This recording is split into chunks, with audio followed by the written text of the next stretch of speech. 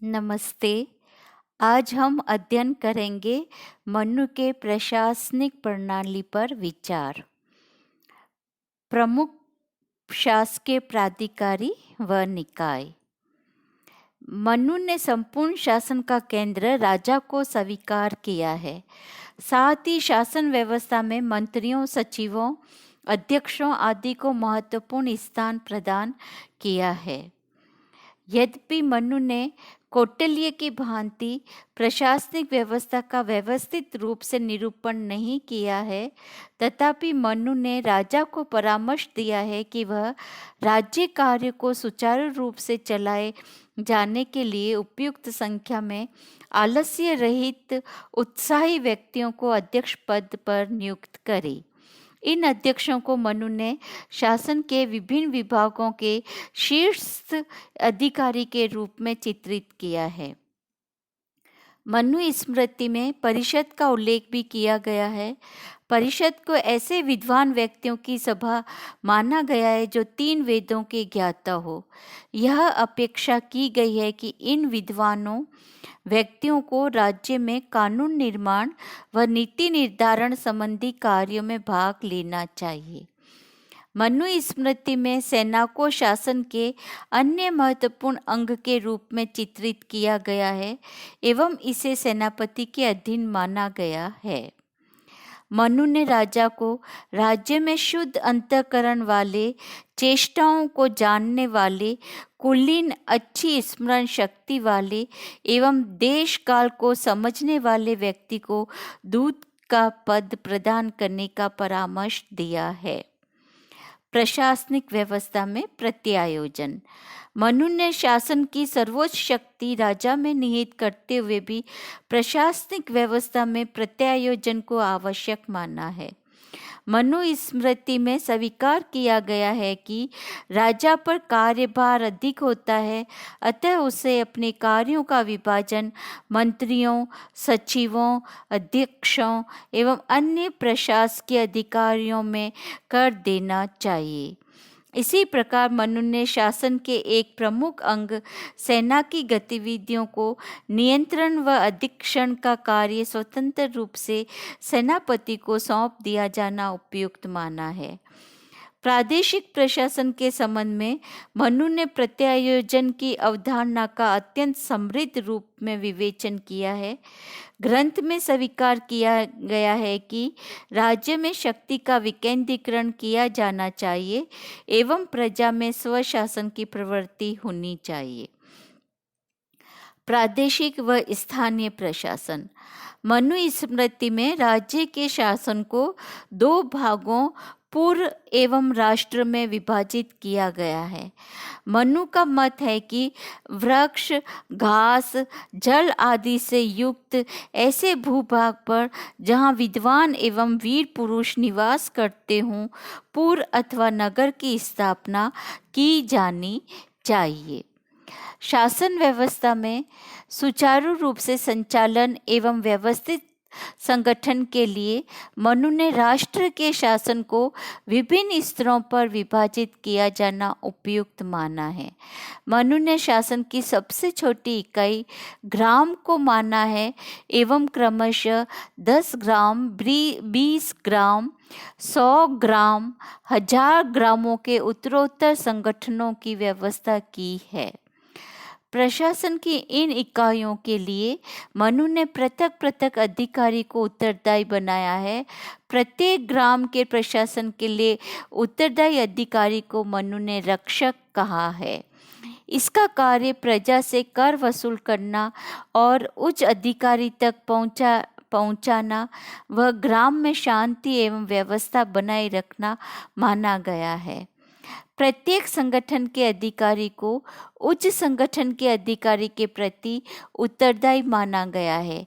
1 ग्राम के रक्षक को 10 ग्रामों के रक्षक के प्रति, 10 ग्रामों के रक्षक को 100 ग्रामों के रक्षक के प्रति व 100 ग्रामों के रक्षक को 1000 ग्रामों के रक्षक के प्रति उत्तरदायी माना गया है। मनु ने नगर के प्रशासन हेतु एक शूरवीर, तेजस्वी व विचारवान उच्च अधिकारी की नियुक्ति का परामर्श दिया है एवं इसे नगर के समस्त प्रशासनिक कार्यों हेतु उत्तरदायी माना है। मनु स्मृति में इस उच्च अधिकारी के प्रमुख कर्तव्य प्रजा का रक्षण, निवासियों के कार्यों का निरीक्षण, भ्रष्ट अधिकारियों को दंडित करना आदि मान्य हैं। अधिकारियों व कर्मचारियों पर नियंत्रण। मनु ने राज्य द्वारा नियुक्त अधिकारी व कर्मचारियों पर समुचित नियंत्रण को अत्यंत आवश्यक माना है। मनु ने कहा है कि राजा द्वारा नियुक्त अधिकारी प्राय दूसरों का धन लेने में रुचि रखते हैं, अतः राजा का दायित्व है कि वह ऐसे भ्रष्ट अधिकारियों से प्रजा की रक्षा करे। प्रशासनिक भ्रष्टाचार को अत्यंत गंभीर अपराध मानते हुए मनु ने रिश्वत लेने वाले अधिकारियों की समस्त संपत्ति को छीनकर उन्हें राज्य से बाहर निकालने का दंड प्रस्तावित किया है। अतः मनु ने राजा को परामर्श दिया है कि राज्य कर्मचारियों को उनके कार्य के अनुरूप निर्धारित वेतन का निश्चित समय पर भुगतान करें। अब हम देखेंगे शासक पर नियंत्रण। मनु स्मृति में शासक पर नियंत्रण के लिए जिन उपागमों का वर्णन किया गया है उन्हें दो भागों में विभक्त किया जा सकता है। फर्स्ट, शासक पर नैतिक एवं सैद्धांतिक नियंत्रण। धर्म का नियंत्रण। मनु स्मृति में धर्म के लौकिक एवं पारलौकिक दोनों पक्षों पर बल दिया गया है। मनु के अनुसार मनुष्य के समस्त सांसारिक आचरण का धर्म के अनुसार संचालन व्यक्ति के पारलौकिक कल्याण हेतु आवश्यक है। मनु ने कहा है कि मृत्यु के उपरांत धर्म ही व्यक्ति के साथ रहता है एवं धर्म ही उसे मोक्ष दिला सकता है, अतः व्यक्ति को सांसारिक वस्तुओं से मोह नहीं रखना चाहिए। मनु ने शासक को धर्म के अधीन माना है। इन चार पुरुषार्थों मोक्ष, धर्म, अर्थ और काम में मोक्ष को मनुष्य के चरम लक्ष्य के रूप में परिभाषित करते हुए उसे सर्वाधिक महत्वपूर्ण माना गया है। मनु का दृष्टिकोण है कि अर्थ, काम व धर्म लौकिक पुरुषार्थ है, अतः मानव के लौकिक जीवन में इन तीनों पुरुषार्थों को सिद्ध करके ही व्यक्ति के पारलौकिक कल्याण का पथ प्रशस्त होता है। मनु का मत है कि प्रजा के द्वारा चारों पुरुषार्थों की सिद्धि के लिए प्रयत्नशील रहकर ही शासक स्वयं धर्म की सिद्धि करता है एवं कल्याण की प्राप्ति कर सकता है। दूसरा, दंड नीति एवं न्याय व्यवस्था। दंड के महत्व का प्रतिपादन करते हुए मनु ने कहा है कि दंड ही समस्त प्रजा पर शासन करता है। जब प्रजा सोती है तो दंड जागता है। चोर दंड के भय से चोरी नहीं करते। धार्मिक कार्यों का संपादन भी दंड के भय से ही किया जाता है, अतः दंड को धर्म माना जाता है। ग्रंथ में शासक को कठोर चेतावनी दी गई है कि यदि शासक दंड का उचित रीति से प्रयोग नहीं करता तो वह दंड के द्वारा ही नष्ट कर दिया जाता है। मनु स्मृति में दंड का धर्म सम्मत, शास्त्रानुकूल एवं अपराध की मात्रा के अनुरूप प्रयोग आवश्यक माना गया है एवं दांडिक शक्ति का संव्यवहार करने के प्रसंग में शासक के आचरण पर नियंत्रण एवं मर्यादाएं आरोपित की गई है। अब हम देखेंगे शासक पर संस्थागत नियंत्रण।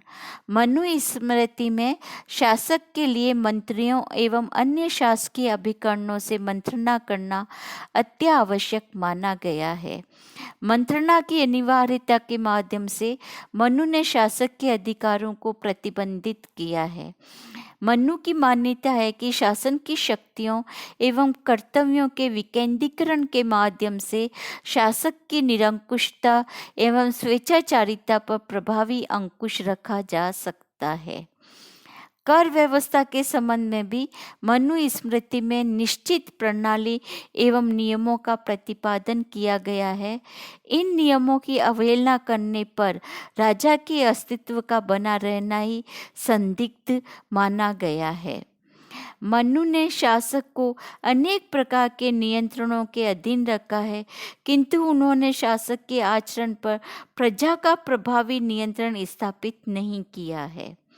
मनु के राजा पर लौकिक नियंत्रण का अभाव इस तथ्य से भी स्पष्ट हो जाता है कि आचरण से भ्रष्ट हुए राजाओं पर प्रजा द्वारा तिरस्कृत होने का कोई भय आरोपित नहीं किया गया है।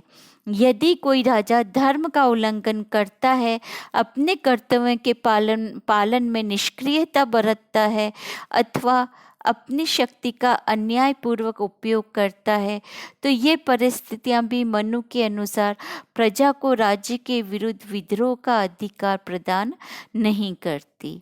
राजा के अनुचित आचरण के विरुद्ध मनु ने राजा को जो चेतावनियां दी है, वे राजकीय सत्ता पर जनता का नियंत्रण स्थापित नहीं करती, अपितु पारलौकिक नैतिक अथवा संस्थागत नियंत्रणों को स्पष्ट करती है।